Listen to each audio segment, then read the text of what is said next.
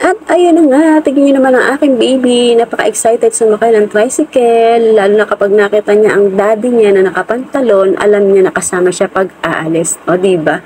Alam niya na yung guys, kapag nakapantalon ang daddy niya, ibig sabihin kasama siyang aalis. O, diba?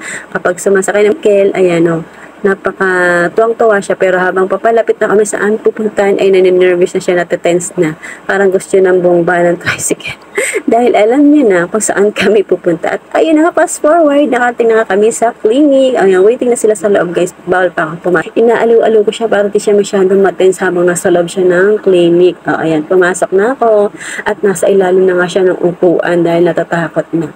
Pero once na pumasok na siya sa loob ng clinic ni Doc, ayan na, kino-comfort namin siya guys para hindi siya masyadong makot. Kinakausap namin na hindi yan masakit, na huwag matakot, nandito si mami at si daddy, habang di pa siya na-injection na. So ayun, napakabait naman niya guys. Basta i-comfort mo lang, hindi na yan matatakot, hindi yan pipiglas habang ini-injection na ni Doc. O diba, ang bait ng aking anak. So ayun lang, bye-bye!